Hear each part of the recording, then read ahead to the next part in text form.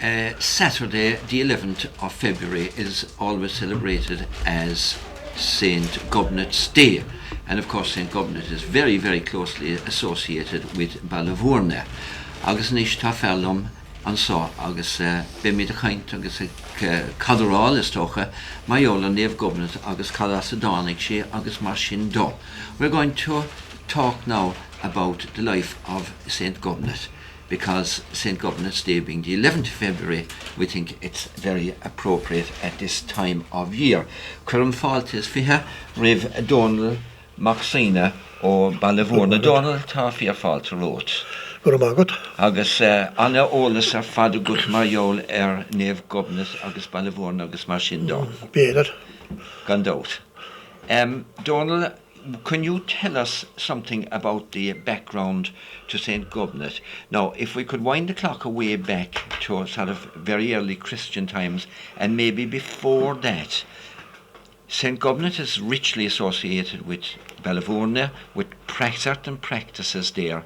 Tell me how those practices came in to Christian life, if you like. Well, the first example, I suppose, would be St. Patrick's conversion of the West of Ireland, of the area around Croagh-Patrick. But it was a wonderful achievement, really. He established the new religion where it hadn't been before without any problem. He seemingly didn't interfere with the culture of the locality, and claiming the mountain. No, for instance, he didn't mind about people claiming mountains and saying prayers. Only say prayers instead of whatever they had been saying previous to that. So you're saying that this was in the pagan culture before the time of St. Patrick? The rounds definitely were. Yes. And the emptying of the well and these things were definitely part of the earlier culture. Yes. Now, talk to me about the emptying of the well. What's that about? Well, at present, they're only done when somebody is doing the rounds. If there's someone sick, and somebody is doing the rounds for them on their behalf, they'll do the round 21 times and go to confession and communion the last time anyway, and then when that has been done, empty the well. Yes. But that's not done only in cases when they're doing the 21 rounds. But it was, I wonder, is it pagan? We should say our pre-Christian culture. Yes. Something much the same as Brien in County Meath. When the sun rises, the shortest day of the year, it will shine right into the chambers in the Newgrange, yes. As you know. Well, the same more or less apply to the other pre-Christian sites. We know that there's one good example in Kilmurray anyway, and Ballyvourne is obviously another one, where the sun rises the shortest day of the year, yes, and it shines full into the well. Yes. The well is built oriented towards that part of the horizon where the sun shines. I see. Right into the well. Well, it was hard to test it really in Ballyvourne because there are too many bushes and trees in the horizon, you see. Yes. But it is generally one of them anyway. Yeah. So it could shine in on the shortest day of the year? The shortest day only. Only the shortest day? Maybe 1 or 2 days when you'd say it, but the shortest day, the 21st of December, is the day like Brune Boy and going to meet their day. Maybe there might be, I think there are 3 or 4 days actually, I think, but that's the big day. And it shines into the well. Okay. And the custom was by the pre-Christian peoples to empty the well on that day so that the sun, it'd give new life, put new life into the earth. That was more or less the idea. I see. To let the sun shine into the earth. Yeah. So, of course, the days are getting longer after the 21st. That'll only happen in 1 or 2 days. And growth is coming back into the ground again. Nature is reawakening then. Yes. And there are more of them, I believe, that are oriented towards where the sun sets. Yes. Well, I'm not up to date and know what I've been researched from anyhow, the wells that are oriented towards where the sun rises. Yes, and you're saying that the rounds as well, we'll say, as a practice, was a pre-Christian practice. Oh, it was. No. And I thought St. Patrick and St. Gobnet, well, they did not interfere like that with the local culture, yes, or the local practices. They just Christianized it. They didn't mind what people going around saying prayers, whatever they were saying, only say prayers. Yes, and I suppose the pilgrimage to the city now, for instance. That's another one, yeah. That was that's supposed to be the same age as Ballyvourne, the same period, early Bronze Age. That was carbon tested some years ago. Yes. That was found to be about that. It was roughly 2000 BC. Yes. And something about that. And Ballyvourne, they didn't do any digging in Ballyvourne around the well. Well, they actually they had to research their own wells because there's very little that archaeologists can find actually. Yes. That they must have filled. But they accepted to the same period, the same era, the same date. That's Crowdarragh and St. Covenants, and in that period that belonged to the early Bronze Age. That means that we had 2,000 years of paganism and 1,500 years of Christianity. Very good, yeah. So now these pre-Christian customs were brought into Christianity by St. Patrick, and of course they were all over the country at that time. Now, once Christianity was established, we'll say, by St. Patrick, that was 432 St. Patrick came to Ireland. It was, yes. Now, where does St. Gobnet come in next? St. Patrick had died before she came in into the scene. You see, so it would have been in the 6th century then, 500 and something, that she would have been. One eminent professor was lecturing, when we gave a lecture, he said that when St. Patrick died, everyone was not a saint and a scholar, you see. Yes. They understand the scholars, they were not, but it took about another 150 years probably before they got Christianity fully established. Oh yeah, so in other words, there was a lot of paganism obviously around the island. There was. The whole there is, Ballyvourne was one, and I believe Gugan and Ballingear area was another area that was belonged to this era, to the pre-St. Patrick period. Yes. But St. Patrick succeeded eventually in establishing the new religion and getting people accepted, and the practice of emptying the well seems not to be discontinued. Yes. Only for just 21 rounds. Okay. But the others, all the others are going around to all pre-Christian, really. Okay. Now, St. Gobnet then comes on the scene. Where was she from? She was, according to tradition, she was from the west of Ireland. She was a king's daughter. And she went to school on the Aran Islands to St. Anna. And having completed her studies, she was a nun, obviously, and she got a vision some night telling her to come to Fascist Point 9 white year, and that was the place for the resurrection. Yes. So to set up, and she came to Ballyagra in County Limerick, where she established a church that Kilgumnat there yet, and then Dungarvan, County Waterford, she came there as well and spent some while there, and she established a church there as well, and then came to the Blackwater Valley in North Cork, and she seemed to have tallied along that area for a few weeks, and she came to Durinaghree, and she turned south, and she found her 3 white year in Clonroad parish now, like. She got up, she travelled westward towards Ballyvourne, and when she woke up the following morning, she saw 6 white year, and then she stayed there that night, and the following morning, when she woke up, I couldn't understand, she saw 9 of them across the valley. But you see, that is the white year, some people say it's on this story, but actually it is based on fact. Yes. You see, the king, the local king, or Taoiseach or whoever he was, always the head man had 9 of everything and wouldn't have more than 9. And wouldn't have less, any other one wouldn't have 9. The 9th white year, the king, the local king, would have 9 everything, 9 white year, 9, nearer the 9 hostages, nearly a Gaelic. Oh yes. Do you understand? Nearly, yeah. 9, yeah. He wouldn't go beyond 9, and anybody else wouldn't have 9. Yes. So 9 is a very significant number. It was held in some reverence by the ancient pre-Christian peoples.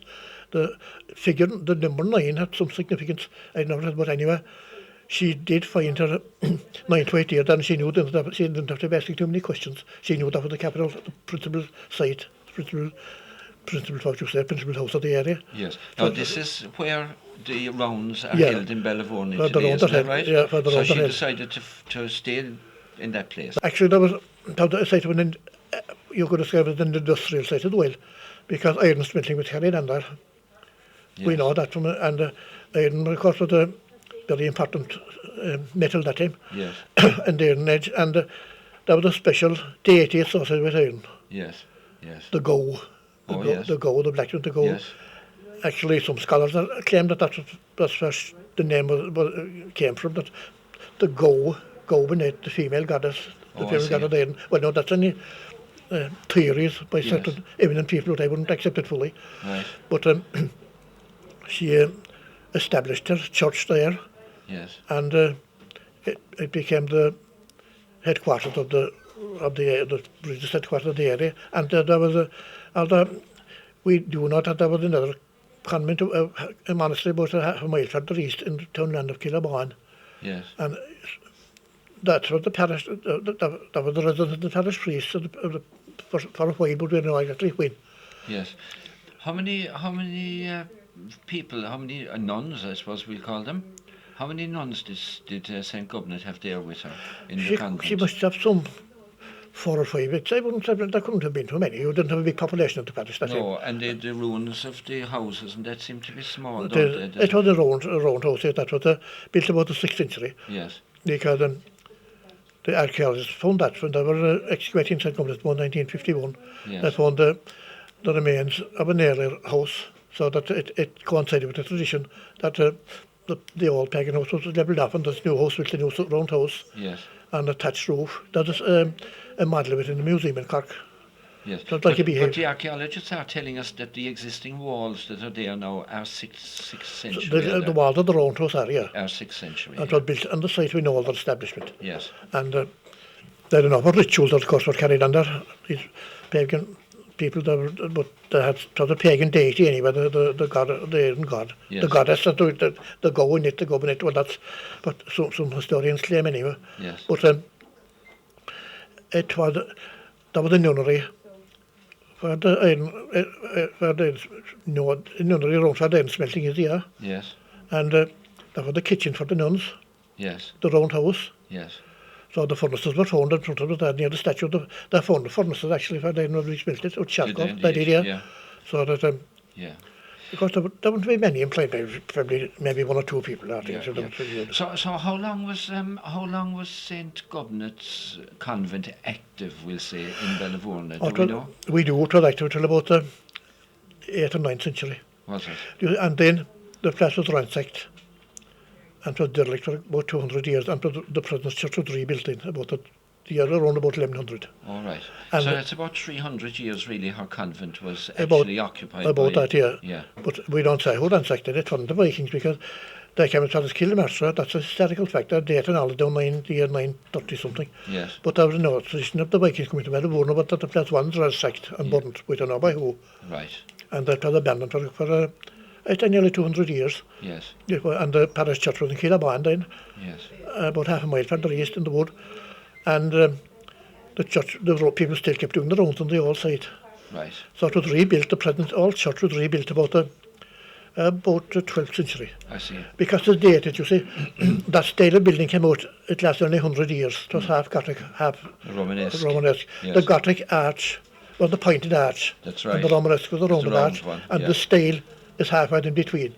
I see. That's an example in the Rock of Cashel, and an example at Clonchurch Cathedral near Traleen, County Kerry.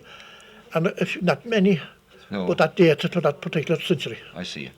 Now tell me, what did the nuns, St. Gobnet and the other nuns who were in the convent, what did they do at the time? Were they There were masters, doctors and physicians and farmers, because the nuns having secured life in the convent and nothing bothering them. They made big advances in would you say science, if you like, in healing, herbs and all these things. They did. Yes. All convents did, and in farming methods as well. They improved it very much. Yes. They did. Yeah, and what is healing as well, you said? The herbs and all these the herbs things. for the healing and the farming methods. Yeah. Yeah. Actually, it was about that time when the early Christian churches were being established that the word milling came into the language. I see. You see? Yeah, that's what milling. Yeah. Yes. Yeah. Now, so the place then, of course, presumably after St. Gobnet's time, I suppose it fell into ruin then after that. It was used as the church, was used as the parish church from about 1200 down till the Cromwellian Wars. Yes, but the old house and the old convent, I suppose, that fell into ruin. The root of the old house is still there. You can see the circles. Yeah. Now, so that brings us right down along the line to, we'll say, today now. How is it that that site is so venerated to this very day and draws so many people to it? Well, first of all, there were miracles there. I mean, there were miracles that medical science couldn't explain anyway. Yes. People actually left crutches there. Yes. Walked away and left crutches there. I know. And bandages and things. They did. Yes. Now, in order for those miracles to take place, there are what's known as the rounds. Could you tell me kind of quickly enough, we'll say, what's involved in the rounds? It takes about an hour and a half to do them. You'll start at the round house, what is at the statue now, and you'll say the prayers, the Gomini Dear Government with the statue, and the Gomini Dear Government, and then And people walk around the statue while they're doing they'll that. say, I believe in God, and I think they can feed it. Well, I'm not too sure of the two prayers, which. Yes. But then they'll say 7 Old Fathers, 7 Hail Marys, and 7 Glories at that station. Then they'll get up and walk around and say any prayer they like, walking around and then stop and take down and stop again a second time at the number 1 site. Yes. And then the third time they'll go around, turn the road away from the statue. Yes. And the fourth time there's 2, very near the statue, 2 a bit away, and then go across the road down to in the gate and around St. Governor's grave below and do the same thing. And that's the next site. It is. So Yes. So they walk. Do they actually walk around? Oh, they do. They'll walk while around. they're praying. They do. Yes. And then they'll go down to the old church and they'll go around that a few times, and the priest's grave to be visited. And anyway, it takes about 1.5 and they'll finish up down at the well. And that's quite a bit down the road now from those sites. Usually they'll walk it down from the old church down to the well, and on the way down they'll say the rosary for the repose of souls of the people who are dead in the graveyard. Yes. That's done. And down below then they'll say the 7 prayers there again, and if there were people doing the 21 rounds, they'll empty the well the last morning. And that's, it takes about an hour and a half, that's An hour and a half. Yeah. Now, it brings huge crowds at times, certain times, doesn't it? It does, especially in the summertime and early autumn. If there's anybody sick anywhere in Mid-Cork, anywhere around anyone sick, you'll see a crowd coming down the rounds for the sick person. Yes. And this often happens at night, does it? It does, late in the evening, it does, of course, yeah. Yeah, I suppose that's when people are available, though. It's not. It is, and That's mostly why it's night time, is if it? the weather's getting fine and the days are long, there's nothing wrong with Yeah. driving in there. But I think I've heard of kind of all-night vigils there as well. No, I never saw them. People used to No. sleep in the graveyard in the old times. Yeah. Like, of course, if the weather was fine. And Whitsun Saturday night, I would. Yes. And there was one story about a woman and her daughter. The daughter was blind. Yes. Not so very long ago. And they did the rounds, they'd go up to stay, and they'd go up in the morning and did the round, and went down to Mass, and the daughter got a right going down the road. My goodness. Well, no, explainable, like. Yeah, yeah. They went back up again and did the round on Thanksgiving, Yeah. went down to Mass. And are some of these miracles, are they examined by doctors afterwards? Well, the medical sites at the time, anyway, because in modern medicine, I don't know, but at the time there was no explanation. No doctors to explain them. No. So now, the 11th of February, and that's around this time, obviously. Yeah. How does Ballyvourney celebrate St. Government's Day? Mass now, Mass and there'll be two masses, 3 masses, I suppose. Oh, yeah, 3 masses, but next Saturday night will be the ordinary Saturday night mass, but there'll be 3 masses every St. Government's Day. Yes. And people come in the crowds doing the rounds. Yes. There'll be crowds coming and going all day. Will there? Yeah. Yeah. And is it celebrated a second time in the year as well? Isn't That's it sometime during the summer? Whitsunday. Okay. That's the big day. Is that's linked with St. Government as well? Of course, obviously? that was second St. Government's Day. But you see, that might be the Festival of the Ancients, that the huge annual Festival of War and the Festival of Lunacy, all these great fairs. Yes. You see, the weather was bad in February. It would be bad, and you couldn't have too much celebrating. But in summertime, the weather is fine. That have their big 3-day event that time. Yes. The Whitsunday was a 3-day event that time. But it's very unusual for a saint to have 2 feast days in Unusual, the 1 year, it is. But this is a sort of supplementary. They'll have that big day anyway. You see, even they'll have to, if they were too bad for the first day and they were too cold, they'll make up for it in the second. So you think it's more weather related than saint related, is it? Well, the second one, I'd be more weather related. You can say. Yeah. Well, you know, tá an scéile fad a go doing agus bhí sé iontach fad an méid sin óla se bhú doing. Tá cáilerin, well, tá an daoine cáúla in san níonúí gachan an cemetery sin huas. Tá daoine cáiliúla go an tám. Ballyvourney nach Sean o'r dan yn ffil y môr, Sé, agus Sean o'r riada, sé. agus ffiliele nach iad. Nach iad, is doch an sí, a bhfuil sí nach mián án. O tá, agus sé mas môr am mwyn, cael fi o'n tipl gach iad blin hyn, agus yn sy'n mewn, agus dwi'n eile, comad a fi, chyd bod yn eisiau. Tá Sean o'r dan, yr eich ma'n dwi'n anna môr o'r rhad a fe i'r siwd. Sé, is sa múl an rud é níos dalistach agus bheith féchan tar gach lecha níos aber agus na henamnach agus na pandracha tá scrítartha. Tá. Tá chuile có an árs ar fad nach chuil. Tá, da cyn cadan o'r ffi, nach ma'n bwys y bad bydd yn rhaid, hynny, Quarter Bellwood, no, the one we saw on last. Oh, Megan, the second, but the cut cushion and Valhalla Gael. Sure. Valhalla Gael, Sin hug sé an áitena rilig sin an focail bhí testáún cúpla nómara hin. Valhalla Gael, sin Valhalla na pagani for the one or road, sin on size flahas a week. Sure. Ach tá sé sa múl gan dátal is stachan agus cúpla padar rá nach chfuil agus fé féchant méad a scríbháin, you know. So Donal gur míle maithagút mar a dúirt agus tásúla go muis go méid láúnt go ghuihannis dé saharan agus an déon daoine isteach sa fóban son dócha chun céúra í maiúla. Bíon sé déantar secretána ceir go leir. Pós. Ac ni cael ti yn lawn, dwi'n pe beth rydyn jyst fod o.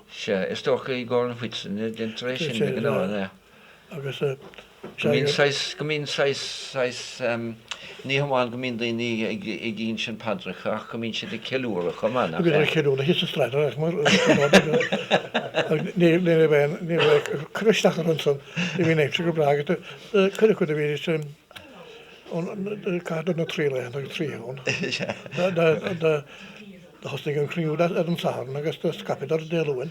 Wel, is doch ní fiú padagan ceúra.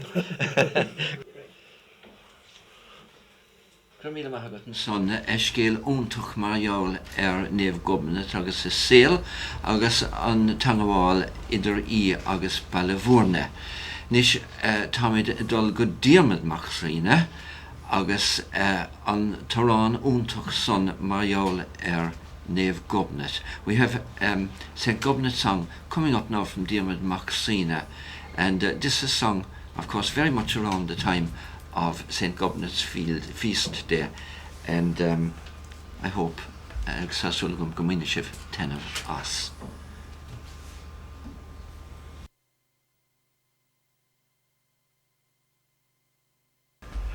There's a neat rising valley far over the hills, Ballavourne embracing the rock and the mills, where the people for ages come thronging to pray for cures on Whitsunday and St. Abbey's Day.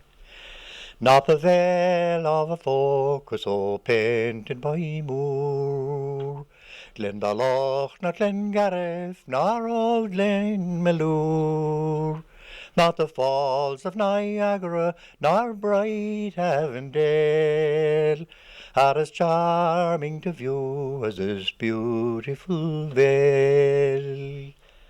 It is sweet to come here when midsummer is nigh, 'twixt two stately mountains approaching the sky, where the strong mountain ash and the oak trees high grow, or a neat and rising town that's in bosom below.